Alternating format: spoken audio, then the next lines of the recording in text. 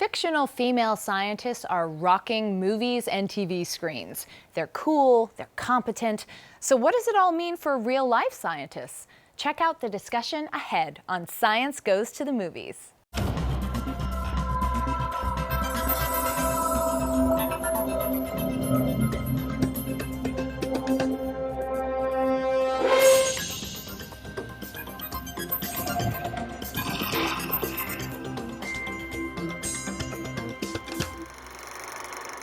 Welcome to Science Goes to the Movies, a look at the stories of science and how they change our culture. I'm Faith Saley, and today we're going to talk about the changing roles of fictional female scientists. And to help us sort that out, we have assembled a panel of some of our very favorite guests: Emily Rice, astronomer at the CUNY College of Staten Island; Matt O'Dowd, professor at CUNY's Lehman College; Moiya McTier, astronomy Ph.D. student at Columbia University; and to help us put it all into perspective, Dr. Soren, director of adolescent medicine at Columbia University Medical Center. Welcome, my old friends. I'm so excited to have you here. I'm so grateful for what you two wore. Thank you. We didn't even coordinate. No planning. Gone are the days when brilliant fictional female scientists spent most of their time on film justifying their decision to be a scientist instead of a mother. There are lots of amazing fictional female scientists to talk about, and we've asked some of our favorite guests to share theirs. So, Dr. Rice, one of your favorite characters happens to top many best of lists, and that's Dr. Eleanor Arroway, also known as Jodie Foster in Contact. What's so amazing about this character that she hits so many top 5 lists? I think one of the things that makes her so amazing is that even though she's a fictional character, and even that a fictional character created by Carl Sagan, which is just, like, she ticks a lot of the boxes, she's also actually based on a real scientist, Dr. Jill Tarter, who is the founder and I think currently the director of SETI, the Search for Extraterrestrial Intelligence, a research organization based in California. Dr. Tarter started her career kind of in the early 1970s when women in astronomy were still relatively rare. There's stories about, you know, women weren't allowed to go to telescopes and do research up until like fairly recently for some of the major observatories. Another thing that I love about Dr. Tarter is that she actually started out in my research area. She started studying brown dwarfs, and she actually coined the term brown dwarfs that are the astronomical objects that I study. And then I watched an interview with her once, and she said, and then I wanted to do something important, so I started to look at life in other planets, but, or, you know, this idea of searching for Earth-like planets and searching for potentially habitable planets, which in the 1970s was a very, very new field, and has really kind of picked up steam a lot recently. But so the fact that this fictional character is so kind of well-rounded and compelling in the movie, but also based on a real person, I think strikes a nerve with a lot of female astronomers especially. Does this character resonate with you all as well? Do you know Dr. Arroway from Contact? Of course. Of course. I'm so sorry, what an offensive question. Tell us more about her. What's compelling about her? She's a scientist first. I mean, she, you know, I think the temptation in portraying scientists, female scientists fictionally, is that you focus on the problems with them being a woman scientist or their stereotypical characters. You know, this character in particular, Sagan himself had to fight for her to be a real character. Yeah, we had Linda Obst on the show for a terrific interview, and she said that in the 20-year development process of the movie Contact, Peter Gruber of Casablanca Entertainment wanted to take Carl Sagan's story of the search for intelligent life in the universe and turn it into Dr. Ellie Arroway's struggle to have a baby. How much, I love you, all of you have different facial expressions, mostly beleaguered. How much would that have ruined the movie?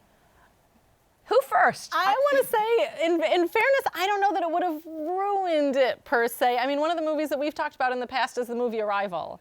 One of the things that I love about Arrival is that the story is not just a story of science and kind of aliens essentially, but also a story about family and memory and kind of your life and stuff like that. And so on one hand, I appreciate that, like, she's not just a love interest, she's not just a girlfriend or something like that. But on the other hand, you know, we not only do we have to welcome women into science, but we have to welcome everything that comes with being a woman into science. Or a person. Yeah, a person, like families and, care. It's these things that tend to be more stereotypically female, I should say.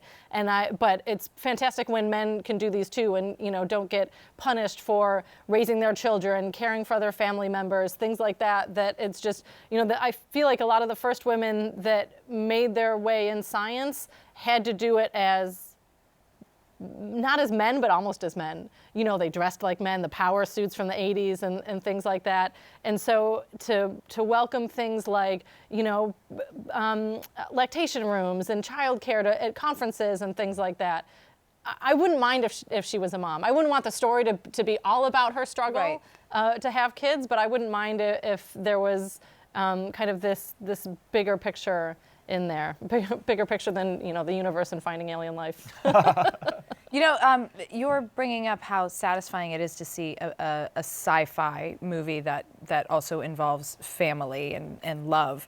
Makes me think of Interstellar, another movie produced by Linda Obst, but how lovely it was to see the Matthew McConaughey character want to return, as a father, want to return back to his daughter. I'm a little ambivalent because it's the old story where if you have a male scientist or a male lead character who wants to go back, who is a family man, it's suddenly so amazing, And if you have a woman who has to deal with the whole family issues, it's suddenly a big part of what she does. It's not just, oh, that's nice. It takes away from what she's doing sometimes. Yeah. Does that make sense? It's the same thing as kind of taking care of kids. Like if you see a woman at a conference with a baby, you're like, oh, poor thing, she couldn't get a babysitter or something like that, and she's obviously not going to pay attention. Or, but then if there's a man at a conference with a baby, it's like, oh, how fantastic! How cute is that? Yeah. Yeah. Exactly. That old-time character arc, a woman has to decide between a cool career and having a family, is the plot of 100 1950s sci-fi movies. So in real life, science is a lifetime dedication, but so is being a mother or a father or a husband or, even someone's main squeeze, right? And so my question is, as real-life scientists, male and female, do you ever feel that kind of old B-movie plotline, choice between science and having a personal life tugging at your time? I'll ask you. You have 3 kids. Yeah. And a husband. Yeah. Yeah. And I've been doing this for a long time. There was a time in my life when I really felt push-pull, particularly when my kids were younger. And you just walk through life feeling guilty about something. Either you were guilty about your kids, guilty about your career, guilty about not working at home after you got home because you were trying to give your kid a bath or feed them, or did you want to do work after they went to sleep? So there was always this feeling of... You just described my whole life. I know. You're such a good therapist. Go ahead. So this concept of chronic guilt, do men go through that? I know. Well, Yeah. Speaking for all men. yeah, speaking for all, as a man without children or a wife, I think my mother feels more that B-movie tragedy of my choice to be a scientist than I do right now. But no, I've seen it. I have a number of colleagues who suffer the two-body problem, which is that, they potentially... Two-body problem? Is that So the what you two-body described? problem is that you struggle to find jobs in the same city, and it's very common when both partners are academics, because the jobs are scarce. You have to go where they are, and I have several colleagues who've left science because of this. It's very common, and I have. Wait, so you have colleagues who have left science because of this two-body problem, Because- right? Who left, a man or the woman? Oh, in a couple of cases, the man, Okay. and That's progress, I Yeah. guess. yeah. That's extremely common. It's Yeah, I feel You have like a it's- baby. Oh, well, he's 15 months old. Yeah, So how- he's a toddler now with Yeah. all the bumps and bruises. But it's definitely like, how did I have so much free time before? And I definitely I feel guilty all the time. I'm trying not to, because and it's the type of thing where I teach my students, no, you're a scientist, but you're a person. You have to prioritize your own health. You have to prioritize your family. You prioritize the personal things, and then the research comes after that. I tell them the research will always be there, the science will always be there. But I have the hardest time listening to my own advice. Moiya, you are pretty dedicated to a main squeeze. Is there a tug of energy devoted to work and life? No, I mean, I'm 23, so there's definitely no tug yet, internal or external, to have kids. Good. And I do now have a main squeeze, but when I started graduate school, I did not. And so I thought it was really weird that when I was touring grad schools, people talked about how, you know, you're going to find the person you marry while you're in grad school. And so I actually had people advise me that I should go to a graduate school where I see attractive men, or go to a grad school in a city where there are lots of eligible bachelors. I don't even know what Who said this to you? Who is, like, the Ph.D. is the new Mrs. degree or something? That Right, used to yeah. be the MRS degree? It was just expected that I was going to go to grad school, and while I'm trying to find the secrets to the universe, I would also find a man. I wonder if they said those same things to male doctoral candidates. I have no way to be sure, but scoping I out schools. sincerely It would doubt have it. been less of a focus, I think. Wow, that's really interesting. Well, Moiya, your number 1 and 2 picks for favorite female fictional scientists were Samantha Carter, the theoretical astrophysicist from Yes. Stargate SG-1, Exactly. and B'Elanna Torres, the engineer from Star Trek Voyager. Why those 2 women? I like them for very different reasons. Samantha Carter is the reason I ever knew theoretical astrophysics was a field, even though in Stargate she rarely does much astrophysics. She's mostly a military person, a military officer, but still she introduced me to this field. And it was nice to see a strong female character. With B'Elanna Torres, I really appreciated her character, her presence as a main character, because she is a biracial woman. I mean, it's Star Trek, and so she's half Klingon, half human, but in typical fashion, Star Trek's different species are very thinly veiled caricatures of human races. And so she's a half black woman, and I had never seen that before in a scientific role. But she also found her role as an engineer in kind of a non-traditional way. She dropped out of Starfleet when she was young. She joined this kind of rebel cause, and then found her way kind of circuitously to being a lead engineer on a Starfleet vessel. And that's something I really appreciated. I have to say, I also totally relate to her huge forehead. And one time on Twitter, someone wanted to really crush me and was sent me a picture of a Klingon saying you look like this. And I was like, that's a compliment. Thank you. I will take being compared to any Star Trek character any day. Have your next Halloween costume. Yeah, exactly. No, they have my next Halloween costume. Dr. Soren, I understand that you consulted your daughters, or one of your daughters, to come up with your list. And at the top of your favorite fictional female scientist is Melinda Warner from Law and Order SVU. SVU, yes. Why? So my whole family, we are Law and Order SVU junkies. Gotta tell you. But if she's the medical examiner, and she's critical for basically every case that she's involved in. She is smart, professional, cool under pressure. And she's a woman, but it doesn't take over what she's really doing. Yeah, she is really admirable. She's utterly professional. I love that about her.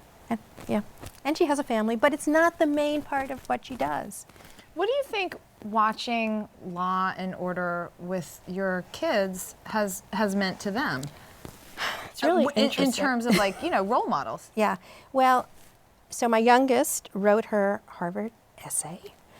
They asked for a female role model mentor, and she put Olivia Benson. Not Her mom. from Law and Order SVU. Oh my gosh. Who is the star of Law and Order SVU. I have to tell you, I am pretending to be deeply hurt that none of you picked my Star Trek character, Serena Douglas.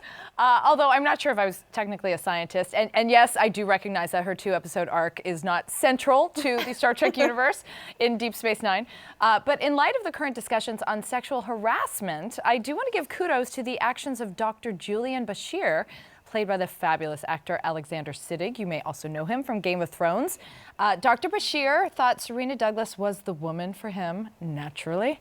And she was, in many ways, beholden to Dr. Bashir for saving her mind.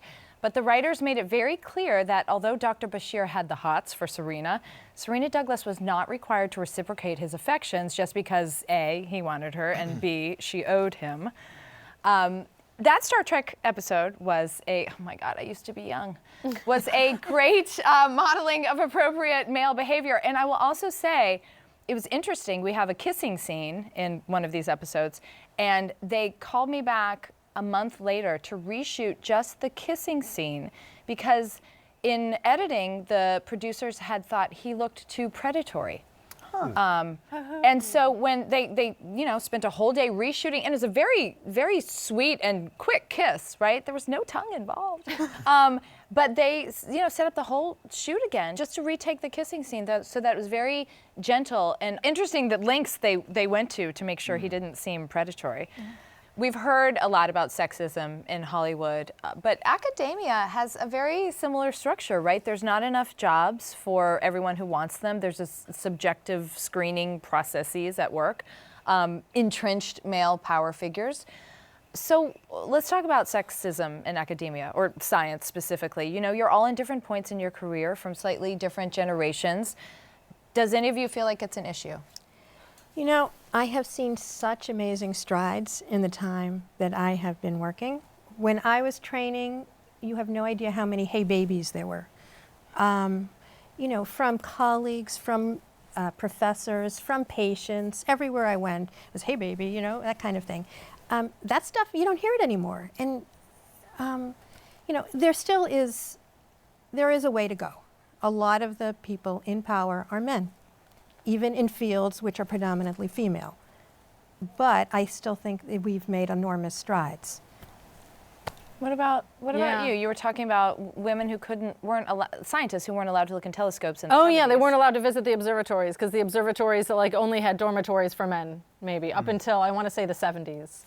At some places, and so some of it was very entrenched like that, but a lot of it was still in the culture. And you have to depend on your advisor, and it is very kind of subjective as you go from level to level. And so there's a lot of opportunity for people to be harassed and to be abused. And there's some very famous cases, even within astronomy, that have happened of, people whose names have been on shortlists for Nobel Prizes to be booted from their tenured positions because it finally came to light that they were abusing their positions of power for years. This is happening. This has happened. Although sometimes they are not booted from their tenure positions. Yeah, sometimes it takes a little while, but kind of one of the things that we say is that sunlight is one of the best cleansers, where finally these things are coming to light, where instead of just being like Title IX cases behind closed doors where some censure might happen but nobody really knows about it, but maybe there's a whisper network of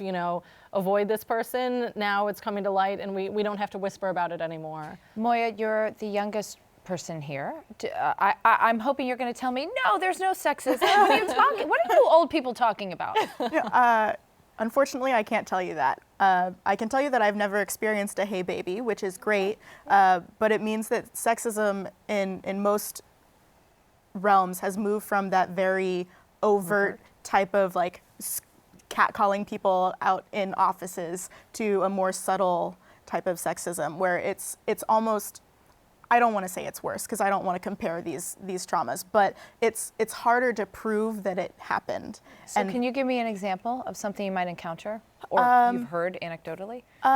Things like being totally ignored in research meetings. For most women, they're going to be the only woman in a research group, and then to be talked over by other male graduate students or by their research advisor, to not be taken as seriously by their research advisor. So, women are brilliant. Women, we have good ideas too, and when we take them to our advisors, sometimes we get shot down. Because your advisors are almost invariably men? Right. I think I've worked with one female advisor in my entire career as an astronomer.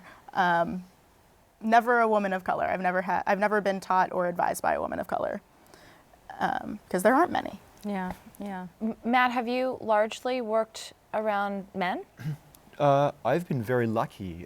So I had really two Ph.D. advisors, both women, both of whom I'm still friends with and in fact work with. Meg Urey, who's now at Yale, and Rachel Webster at Melbourne University. So I was extremely lucky.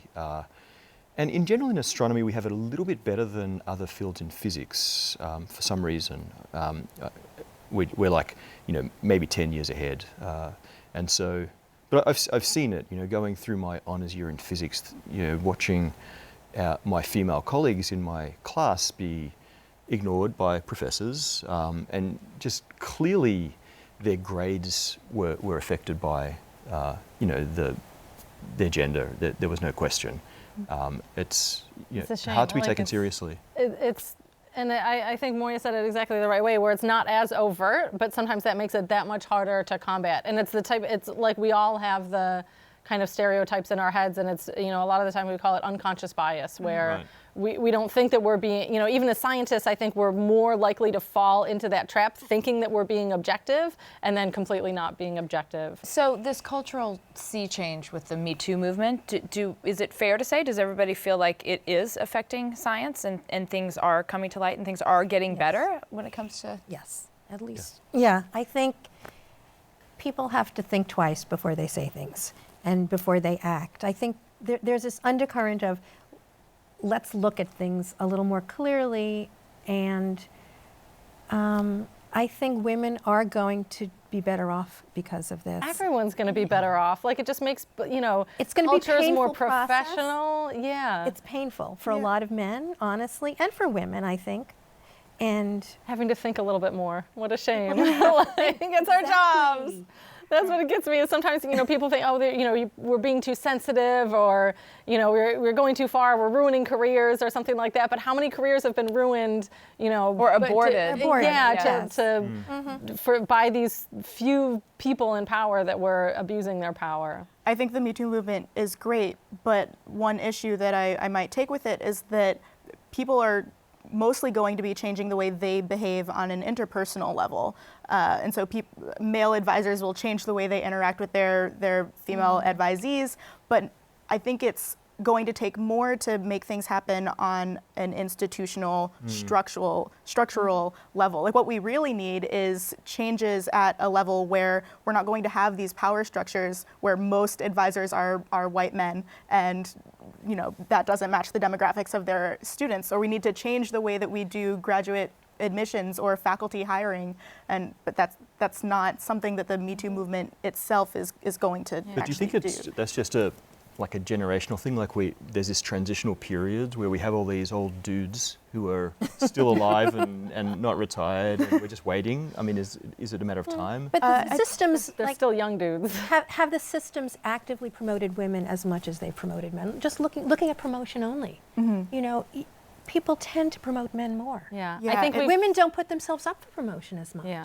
Or they drop out when they get pregnant and say, I'll come back in 5 years when my kid's in kindergarten. Right. Or they choose. They say, okay, I don't care that much if I'm promoted. Men tend not to say that. Yeah. So I think we have to see this on a systemic level. I agree with you Exactly. completely. Yeah, it's not just a matter of time. I don't think we need to actually change the way we do things.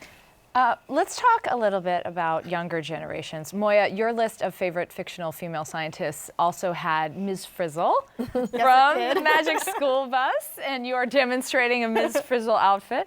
What do we love, Moiya, about Ms. Frizzle, besides obviously what she wears? Right.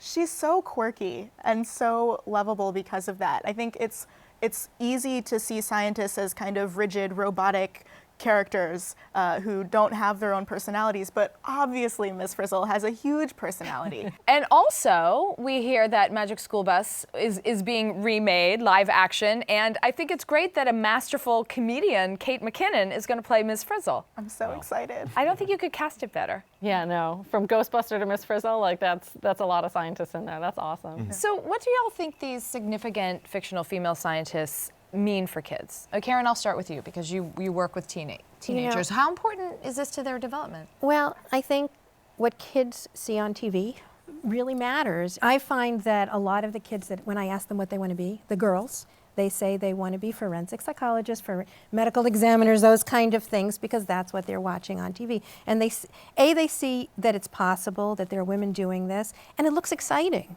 So I think that kids are actually looking at this and saying, this is something I can do. When I was growing up, if a girl liked science, she became a doctor. And that's one of the reasons I became a doctor, was because I was good at science, I enjoyed science, I thought it was really interesting, but there weren't a whole lot of other options. Do you think you might have become a different kind of scientist if you were exposed to more? Nah, I would have done it better. That's a great thing to say. I like what I do. Speaking very selfishly, I want my women friends and colleagues to have all the opportunities, but I've seen a few departments, academic departments, and the ones that are dominated by the old boy network remind me like nothing but those 4 years in an all boys high school where it was like tooth and nail on the playground, and it was just there's this like desocializing Lord of the effect. Flies. Yeah, and you know, I hear sort of similar stories about all girls schools, the rampant bullying and stuff. I think we socialize each other. Those departments where, you know, people gave a damn about this stuff were just great places. So, you know, it's for me and for all men, I think it's win-win. Tragically, this is all we have time for, but I want to thank you. I think you're my 4 favorite real-life scientists. All right here. Thank you all so much. Thank you. Thanks for having us. Be sure to check out our Science Goes to the Movies Facebook page for web-only clips and to keep up with everything related to Science Goes to the Movies all in one place. And if you want to watch past episodes, check us out at www.cuny.tv under the Science tab, or try out our new YouTube channel where you'll find lots of science and movies.